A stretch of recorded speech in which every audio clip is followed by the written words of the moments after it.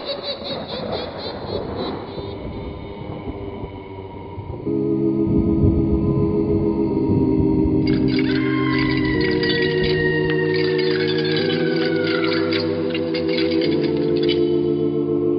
Mysterious Old Radio Listening Society podcast.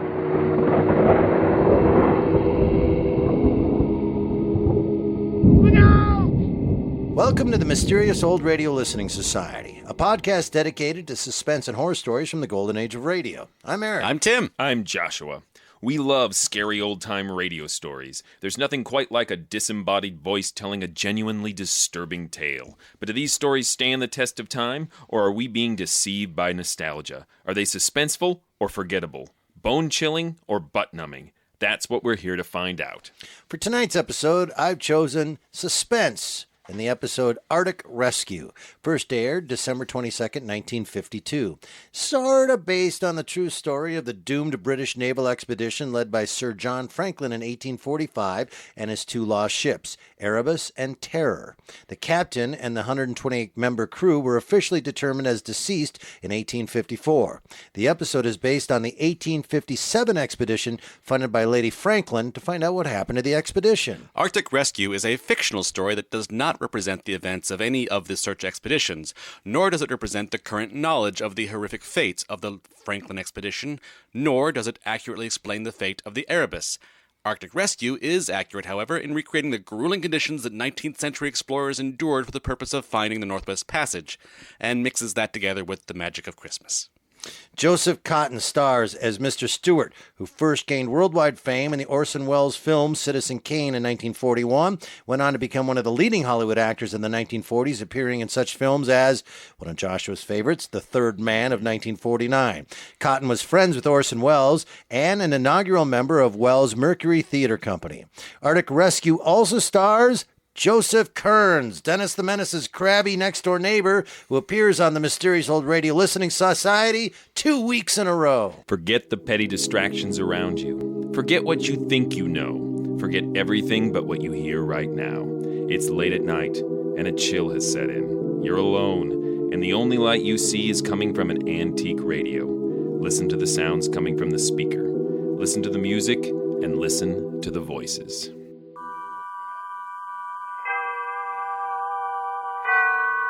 Autolite and its 98,000 dealers bring you Mr. Joseph Cotten in tonight's presentation of Suspense.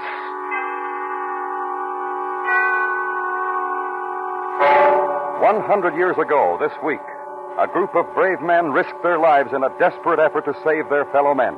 Tonight, Autolite honors this centennial with a dramatic recreation of their attempted Arctic rescue. Our star, Mr. Joseph Cotten.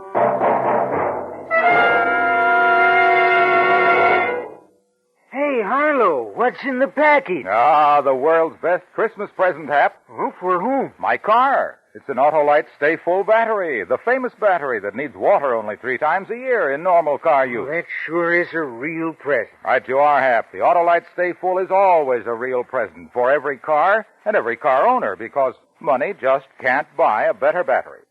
Why, the Autolite Stay Full has fiberglass retaining mats protecting every positive plate to reduce shedding and flaking and give longer life as proved by tests conducted according to accepted life cycle standards. Where can I find this famous battery, Harlow? Under the hoods of millions of cars and at your Autolite battery dealer.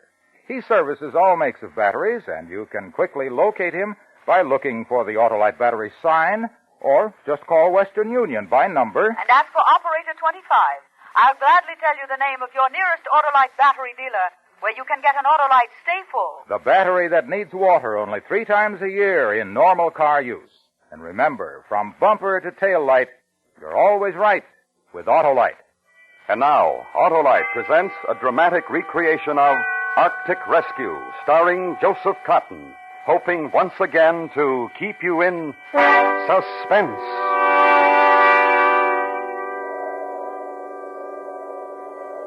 Picture this if you can. Christmas night. Miles and miles of endless, empty, broken white ice. An ice floe drifting somewhere in the vicinity of the 73rd parallel north of the Arctic Circle. Nothing but ice. That is nearly nothing.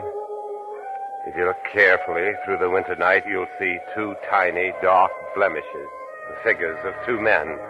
One twisted in an unconscious heap is our skipper, Jonathan Blake. The other figure, Gerald Stewart, first mate, me. It makes a good, sorry picture. Civilized men in a primitive wilderness of ice waiting helplessly for death.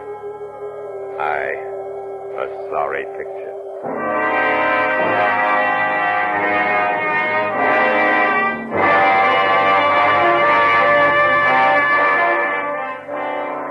It's a far different picture you'd have seen if you'd been a part of the excited crowd standing at the battery on the New York waterfront on a June morning, the year 1852.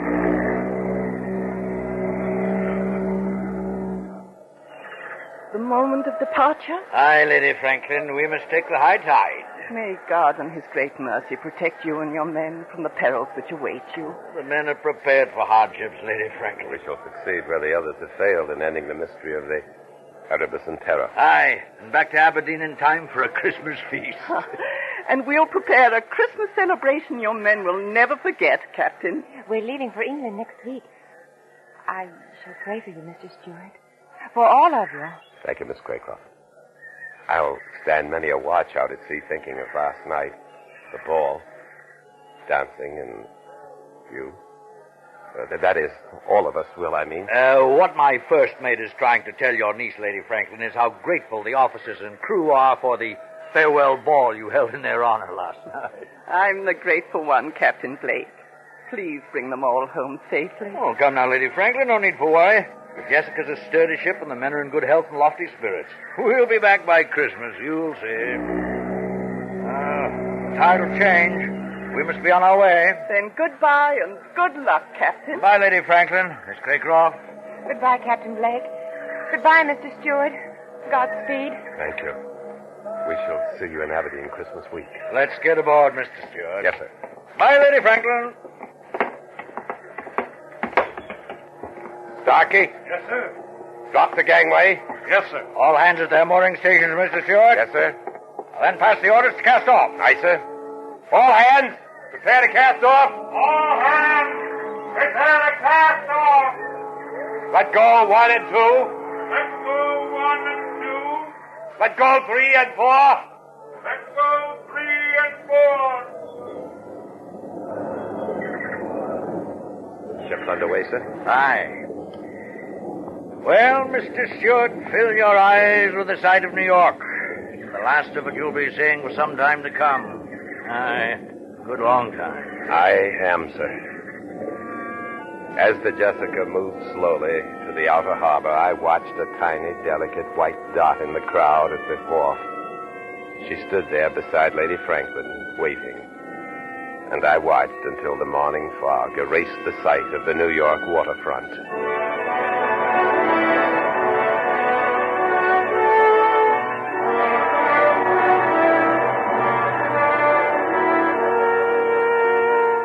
Aside from the ship's log, I have decided to keep a running account of this voyage. This account will be transferred to a watertight jar and thrown into the currents should any sudden disaster occur. The first 3 weeks of navigating north were merely a matter of settling down to ship's routine. On June 30th, after officers' mess, we sighted Point Farewell on the Greenland coast. The time had come for the captain to read a letter of instructions given to him by Lady Franklin. Captain Blake, I'm sure you will do all that any man can in discovering the fate of my husband, Sir John Franklin, and his 2 ships, the Erebus and Terror. But my only fear is that you might sacrifice your lives in the unknown regions of the Arctic. Therefore, let me state that above all else, the preservation of the lives of you and your heroic companions is more important to me than the purpose of your journey. May God in his great mercy preserve you all from harm amidst the perils which await, and restore you to us safely and in health, as well as honor. Your sincere and attached friend, Jane Franklin. Well, these are the only written instructions I have, gentlemen. Now then, Mr. Stewart, the map, please. Yes, sir. Well, there it is, gentlemen. The most recent Admiralty map of the Arctic regions that we are approaching. Now it's almost completely blank. Aye, Mr. Halliday. Thousands of miles of uncharted wilderness. And somewhere in that frozen tundra, Sir John Franklin and his men vanished. Aye. Our search will begin tomorrow when we drop anchor in Godhab. We'll pick up our ice pilot, Mr. Patrick Hansen, some additional supplies, and then make for the Arctic Circle. Arctic Circle? Sounds like the edge of the world, eh, Stuart? A little frightening, too. You frightened? Mr. Halliday, if I were you, I'd respect Mr. Stewart's fear for what lies before us. Captain, I was just thinking. If Franklin was looking for the Northwest Passage, he'd probably make an approach through, here. Through Lancaster Sound. Ah. Then he must have passed Ponds Bay, here. And according to our information, they're Eskimos at Ponds Bay. They might have seen his ships enter Lancaster Sound. If they did, then we'll have something to go by. I hope Mr. Hansen understands the Eskimo dialects. They can tell us much. I don't see how we can cover all this territory and get back by Christmas, Captain. We have no choice, Mr. Stewart. If we get caught beyond the Arctic Circle after the summer months, we may never get back. Never? Aye. In the winter, the seas are covered with great ice floes. Once a ship is frozen in those latitudes, it'll stay there until the summer thaw. You can't imagine the horrors we'd endure in an Arctic winter, Mr. Halliday. I suppose not. Franklin and his men were probably frozen in for the winter. And they were never heard from again. Exactly. Well, that'll give you a brief idea of what we're in for, gentlemen. We'll know more after Mr. Hansen comes aboard. Any questions? I have nothing but questions, Captain. I wish I had the answers, Stuart.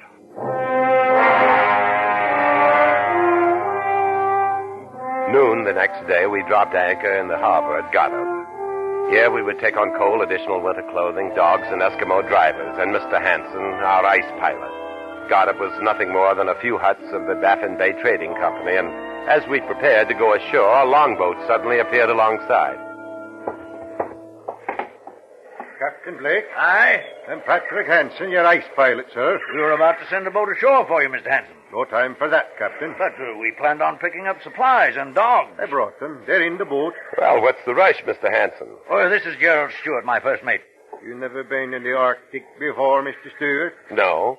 Take my word for it. You better get up there while they got the summer weather, you bet. All right, so we run into a little summer ice. The Jessica's prepared for that? Yeah, she looks like good, strong ship. Hey. You've never seen iron ship up here before. And steam engine, too. That's not all the Jessica has. There's additional iron plates across her hull, as well as added bracing forward-ship, and the forward 10 feet of the bow is solid iron and razor sharp at the edge. What do you think that'll do to your ice, Mr. Hansen? You wait and you see what the ice can do to a ship. Even an iron ship, Mr. Stewart. Mr. Hansen, you received my letters. Yeah. And you made inquiries about the Erebus and Terra? Yeah, they was here. They couldn't get dogs, so they headed for Ponds Bay.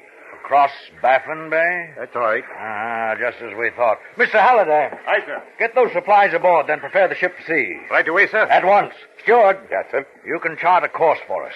We'll cross the Arctic Circle next and on to Ponds Bay.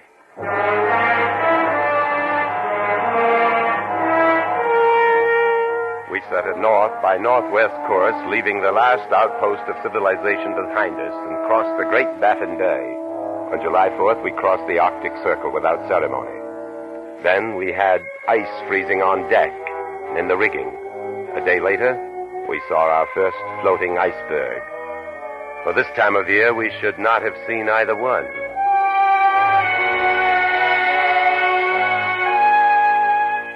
From Godhab to Ponds Bay, 6.5 days, perfect calm. Upon landing, we found a small contingent of Eskimos, but nothing else. They seemed hostile and would give us no information. Then, as we were preparing to return to the Jessica, one of the natives, a girl, rushed from one of the huts and down to the beach.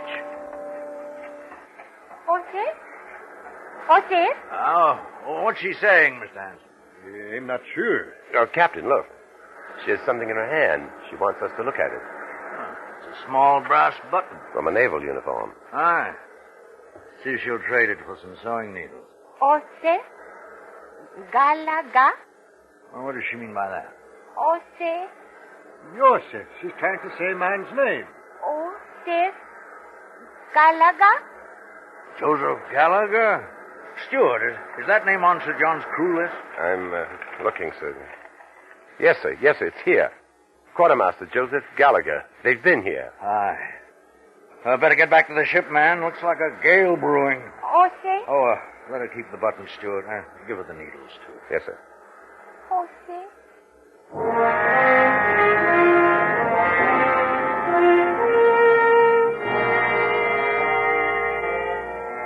After leaving Pond's Bay, 2 months passed without incident. Then we entered Lancaster Sound and approached the scarcely charted islands along Barrow Strait. There we encountered great mountains of floating ice, and we had only a few hours of twilight each day.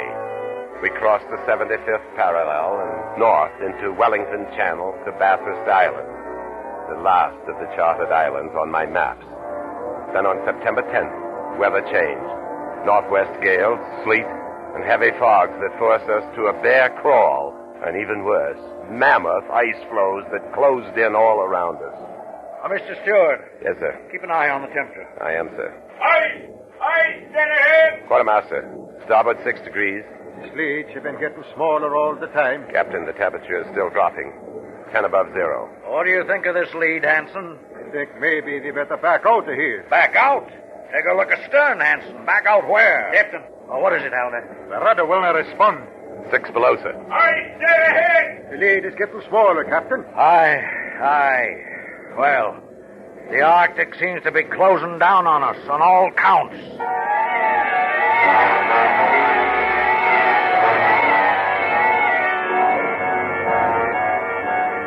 The walls of the lead moved in closer until a man could jump to the ice from either side of the ship.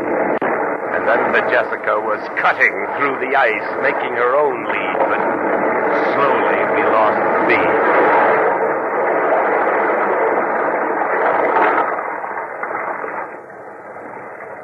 Finally, the ship gave up to the ice.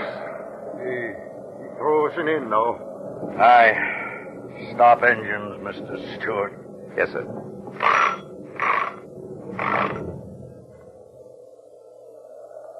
Well, Captain Blake, looks like they can forget about looking for Sir John Franklin in his ships. Now that we've frozen in, we're going to have to look out for our own lives, you bet.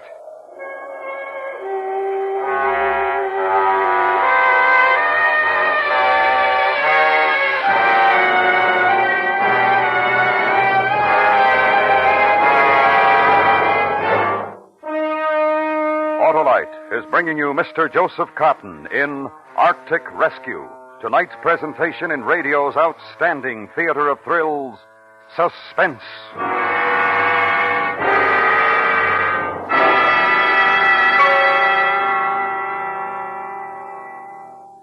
'Twas the night before Christmas, and outside the door, a man was trying his starter once more. But try as he would, the car wouldn't go, for the battery was dead.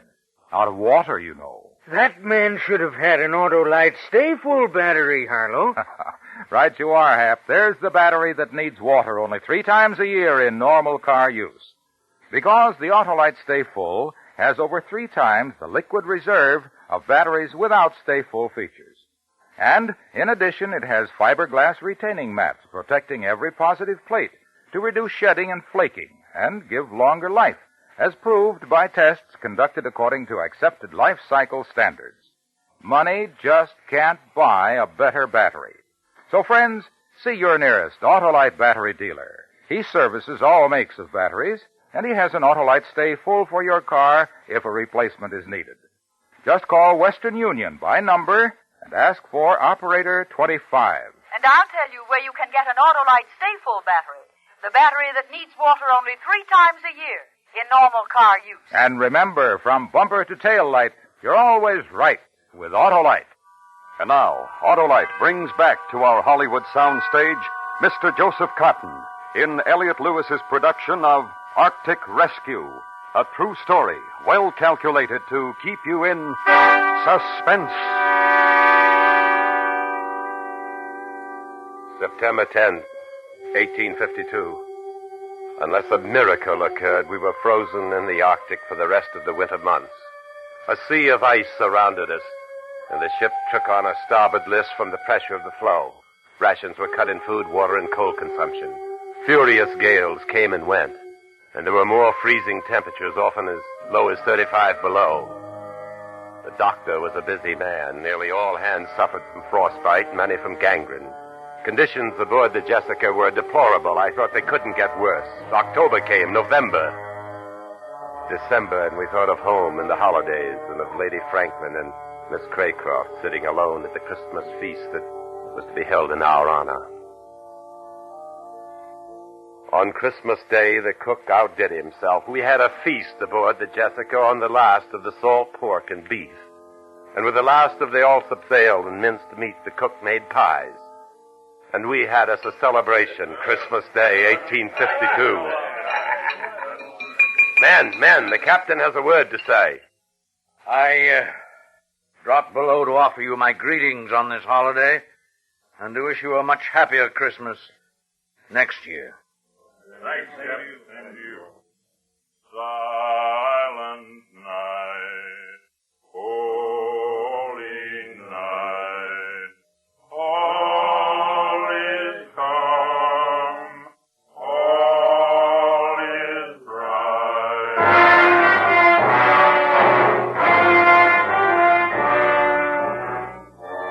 Christmas Eve, 1853, 1 year later.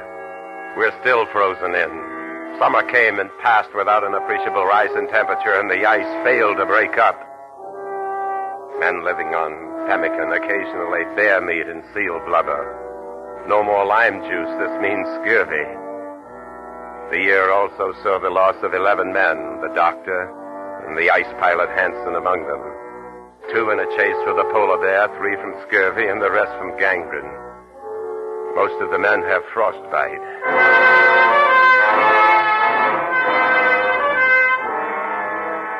Our second Christmas in the Arctic. The floe that holds the ship is drifting south down Peel Sound.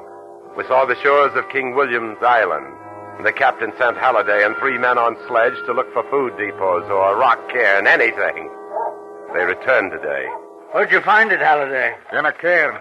We also found empty pemmican cans and bits of ship's timber. Steward, listen to this. It was written by Franklin himself. 1851, latitude 69 degrees, longitude 98 degrees west. HMS Terror sank when ice broke. Erebus still frozen in. Beset since April 12th, 1850. We are deserting the Erebus. Attempting overland march to Baxfish River, to Hudson's Bay. If unheard from when this found, we must be considered lost. Sir John Franklin, Captain HMS Erebus. We found what we came for. Aye. They're all dead. Aye. If something doesn't happen pretty soon, we'll be dead, too. Makes for a very Merry Christmas, Captain. Captain. I hear it. It's the ice. Breaking. How long do you think our iron plates will last against this, Captain? Great cracks opened in the ice, and then out of the water through the openings another great mountain of ice would rise. Great slabs of surface 100 yards wide, shattered, upended, and sank into the churning water. All around us, great jagged fingers of ice crashed up. All hands abandon ship! Steward, get your chops. We're going out on the ice, too. Yes, sir. I could feel the ship jarring loose under me, and suddenly the Jessica red sharply throwing me across the deck. The last sound in my ears was that of the Jessica tearing loose from the ice.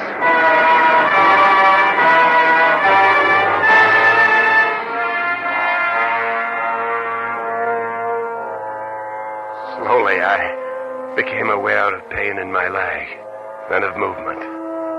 I opened my eyes. The captain was helping me to walk. I looked into the winter darkness for the familiar sight of the Jessica. I saw nothing. Nothing but ice. Skipper. Huh? You feeling better, lad? What about the ship? Gone down. And the rest of the men? I don't know. Gone. The floe separated. Most of them were on the other side. Where are we walking to? I don't know. I don't know. We walked on and on, climbing jagged hummocks of ice and falling through thin spots. Legs got wet, froze. We beat the ice off, and we kept walking in circles through the Arctic night. Endless circles. We'll rest a bit. Let's rest. Sleep a bit in the ice. Warm, comforting ice. No, don't sleep. My eyes grew heavy. I craved sleep. But the sleep was to die. I was ready. In the sky over the horizon, a star. The night was overcast. There were no other stars, just one. Bright in the distance. I could see it. I stood. It was still there. A bright star over the horizon. Captain! Up! On your feet, Captain! We're going to keep walking. Walking? Where? There. That way toward that star. We walked on, slowly. I carried the skipper, unconscious now, but... Oh, what could it be? There are no lights in the Arctic, no stars through the overcast. But we kept moving, and the star came closer.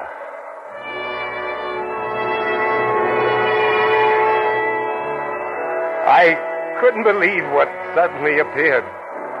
Through the darkness directly beneath the star was the vague outline of a ship. A ship. Mates! Mates, help! Help me!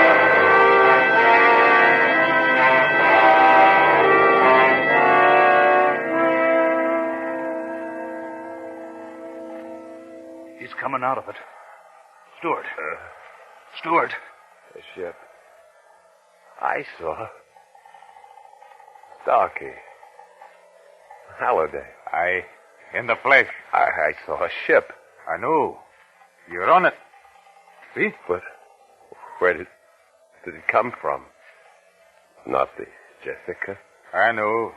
It's the Erebus, one of Franklin's ships. The one they deserted. Erebus. Where did it come from? Well, there we were. All of us, except you and the captain lying on that flue after the Jessica went down, ready to die just as we thought you had. And then just as graceful as you please, I see a ship drifting slowly out of the fog through the broken ice, right to us. But the captain, I left him out on the He's ice. all right. We brought him aboard, and pretty soon we'll be on our way home. Home? Aye. The ice is open. We can get out. The Erebus will take us back. Now, how's that for a Christmas surprise? I followed a star. What? He's sleeping. What was that he said? He followed the star? Aye. He must have seen that lantern we hung from the mainmast, mistook it for a star. Oh. Saved his life. And the captain. Being that it's still Christmas, I guess you could call it a miracle, eh, Starkey? I guess you could at that, sir.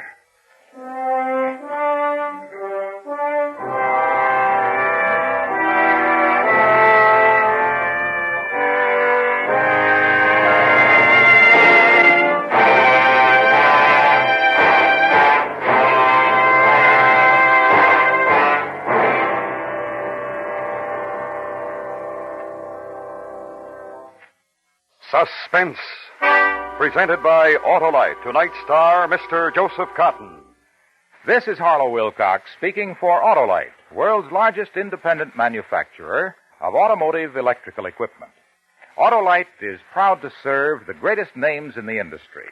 They are members of the Autolite family, as well as are the 98,000 Autolite distributors and dealers in the United States and thousands more in Canada and throughout the world. Our family also includes the nearly 30,000 men and women in 28 great Autolite plants from coast to coast and Autolite plants in many foreign countries, as well as the 18,000 people who have invested a portion of their savings in Autolite. Every Autolite product is backed by constant research and precision built to the highest standards of quality and performance. So remember, from bumper to tail light, you're always right with Autolite.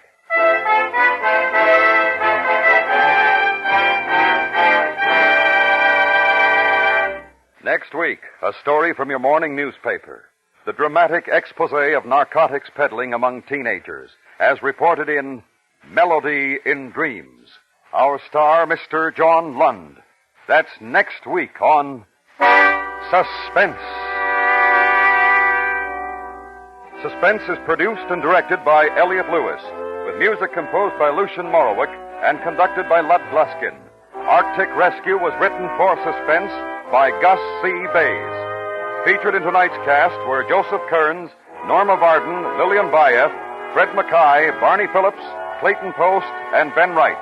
Joseph Cotten can currently be seen in the Burt Friedloeb production, The Steel Trap, a 20th Century Fox release. Remember next week, John Lund in Melody in Dreams.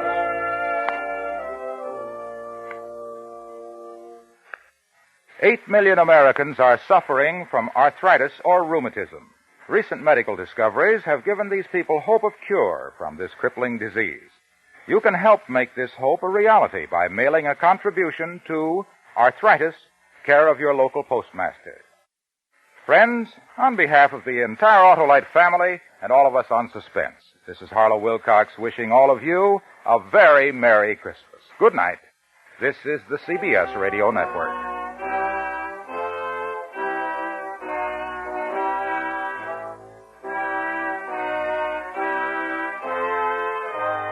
You are listening to the Mysterious Old Radio Listening Society, a podcast dedicated to suspense and horror stories from the golden age of radio. Once again, I'm Eric. I'm Tim. I'm Joshua. And that was an episode of Suspense called Arctic Rescue, a little Christmas story for y'all, kinda. And, you know, I'm really excited. I get more excited about the ones that I chose to find out what you guys thought. I will just throw this out there. I listened to a lot, 15 probably, before I settled on the last two I picked.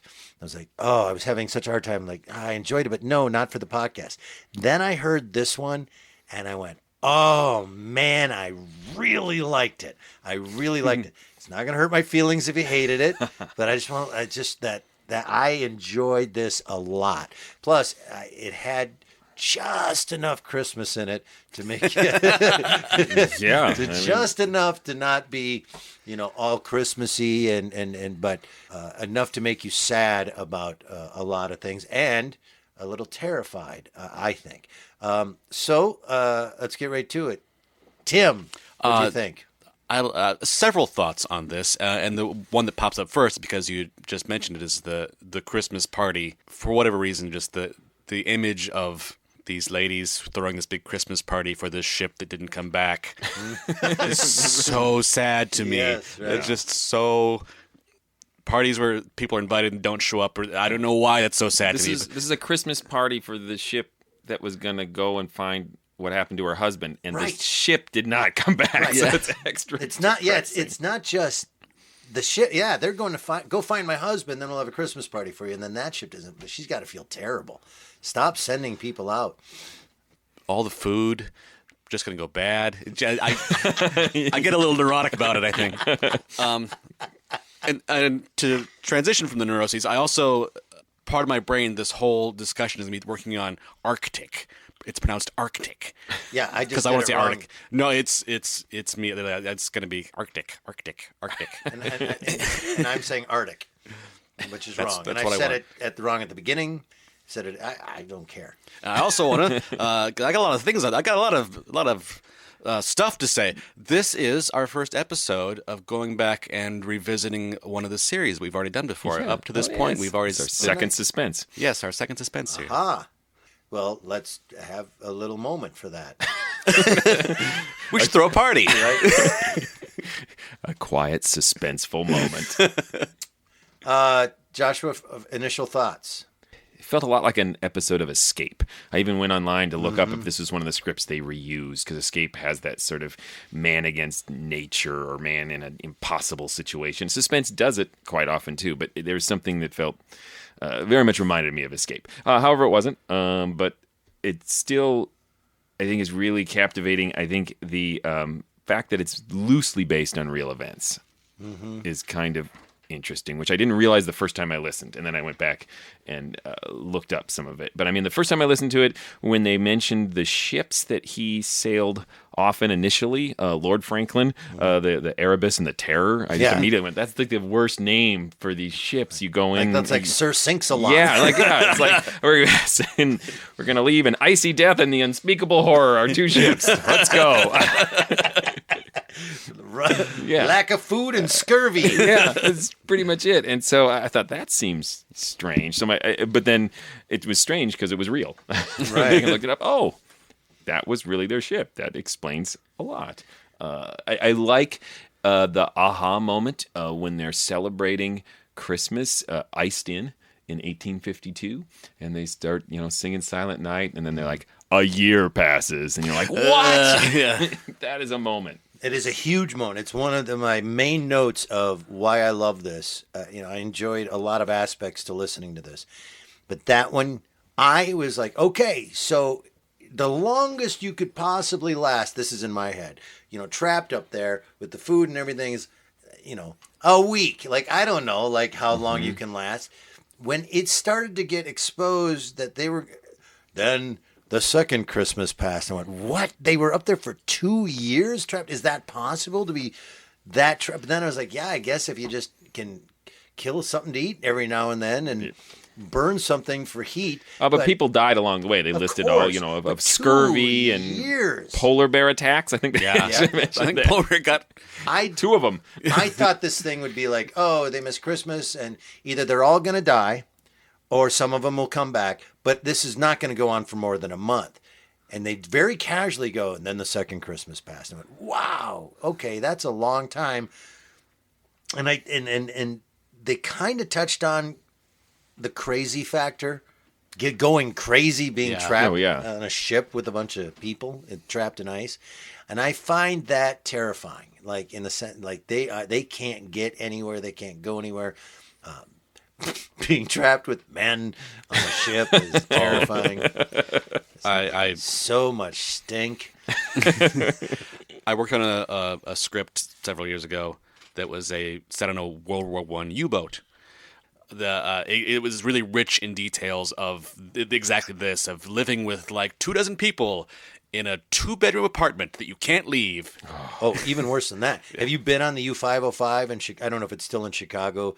The sub that you can visit. No. It's a museum now. But you go into this thing and you immediately like, whoa. No. What do you mean there was a bunch of men? It's so cramped. Yeah. It is so cramped and tiny that it's and they say they'd be out at sea for 6 months at a time. And you're like, nope. Yeah. Nope. Yeah, any water you have is for drinking, and you do not wash anything, and yeah.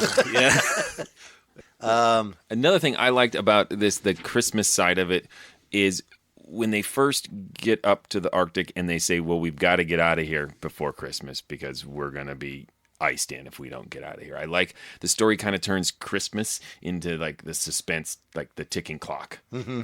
Yeah. Oh, you looking forward to Christmas? We got to get out of here before Christmas. So I really like it's not just we have to get back for the party. No, it's like we're going to die. Christmas means death if we stay here that long. Yeah. Another man versus nature moment that I looked up because I was like, oh, come on, and found out it actually can happen is that casual mention where someone in the deck says, oh, it's temperature's 10 above. And then 15 seconds later, he says 6 below. And I looked and said, oh, that actually can happen.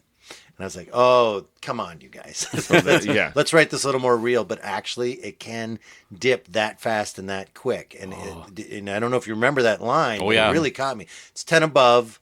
It's dropping fast. 6 below. Oh, here we go. And now we're going to miss Christmas. Yeah, and I think I listened to it again today on my drive in the car, and we've had a bunch of snow, and it's really cold right now. And helps. Yeah, it certainly helped. And I don't like cold. I don't like snow. So I really identified with the captain at the end, where he's just like he wants to lay down and die, and that's how I feel every time I look out and there's snow. I just am ready to give up. Like, I'm just gonna lay down in this comforting Someone carry me to a boat. I will lay down and die. I'm not gonna give up. And I love snow. I love cold. I could live year round in winter and lots of He's snow. like a big dog. He runs out there and rolls around in it. It's true. And I love it. And this was, at a certain point, I went, wow, that would be too much. Like that would be too much snow. The Foley, the cracking of the ice, and the ship being destroyed, all of that I thought was really, really great. I wanted to mention that moment in particular after the really well scripted and paced, grueling scurvy and lime juice running away, and then it suddenly breaks, and it is this huge action-packed moment of the ice breaking through the ice.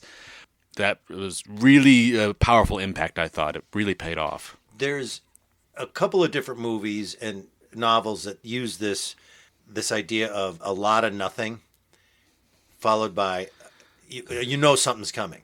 Do you ever see I'm going to get the name of the movie wrong, and I'm so sorry. Inglourious Bastards. Is it Inglourious Bastards? Is that the name of that movie? Or the Tarantino one? Yeah. Yes.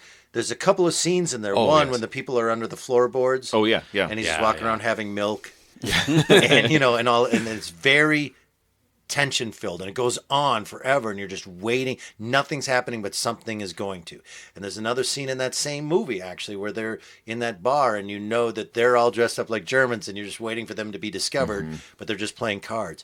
And there's other great examples of that, but I have friends who have said, I hate that so much, that's nothing's happening. And nothing's happening. I am so far out on the edge of my seat waiting. And I felt that way about this. Like nothing's happening to the extent of not that this took a long time, but they explained, it's taking a long time. So you get that feeling of nothing. And then as Tim said, boom, here we go. Now it's happened. And it happened so fast. And that's what you're waiting for, like that big explosion of action. And I loved it. Yeah. And all those rich little details when nothing, air quotes, I'm making little air quotes, nothing is happening is investing you in these characters, and it's investing in the situation, so you really feel yourself trapped in there with them. Mm-hmm. I wonder about how happy the happy ending is. Yeah, one guy makes it back. 2 guys. Oh, yeah. 2 guys, but it then sounds like the other people who they thought died in the boat also survived. Oh, yeah, they all, what am I saying? Right? 2 guys, they all found a boat. Yeah. Everyone who was alive when the ice broke lived, it sounded like. Yeah, and we're able to make it back. And it does add on this Christmas ending. It's sort of weird because historically they never found the Erebus. I read that they found that in 2014. Oh, yeah, that's right. The remains of it. So really recently. What if they're all dead at the end and they're still just on the ice? Because you have them. No, you have them. He sees the Christmas star, but he's moving toward the light. Uh-huh. And he gets on the Erebus, which is essentially the underworld. And all the people he thought died are actually there waiting for him. And it's this Christmas miracle. And I think they're just frozen on the tundra. Why you gotta be like That's this? my interpretation of it. I like yours better. Let's pretend that's what happened. It can't be true. They never found the Erebus. So, or maybe it was a happy ending, and then it cut off right before they got locked in again. And so in 2014, they found all these. They found Joseph Cotton's dead body. Tim, do you like it? Oh, yes, very much so. So stands test of time, or... Yeah, I'm sorry. I was suddenly taken by that. I don't know why I didn't expect the question all of a sudden. Right. The question at the end of this it comes every time.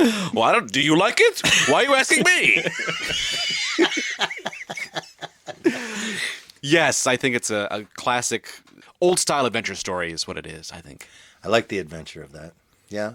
Joshua? Yeah, I like it a lot. It totally is still suspenseful. It helps that it's an actual period piece too, and it's based on real things. It's taking liberties, but it's just A lot of liberties. fun. It's well done. It's what Suspense does so well. They can be really melodramatic too, and they somehow make it work. That opening is so good. Yeah, the literal cold open, where he's describing the two men on the icy tundra and will they live, and the music swells.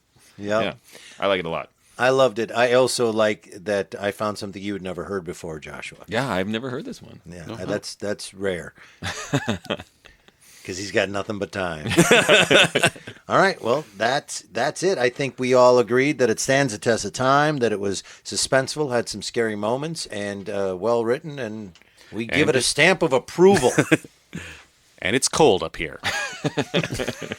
Go to our website, ghoulishdelights.com, if you're not already there. That is... ghoulishdelights.com. That's Tim's website. I don't know why I always make you repeat that, but it makes me laugh and it's fun. Tim, say it again. ghoulishdelights.com. There, you will be able to go on our website after listening to this and give your own vote. Yes, we have a poll where you can say if you thought it stands the test of time, if you thought it was terrible, or somewhere in between.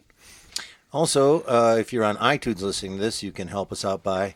writing a review. We've had a couple of you great listeners write some already, but please write some more. We like reviews. Yes, and also we are endeavoring in a new project.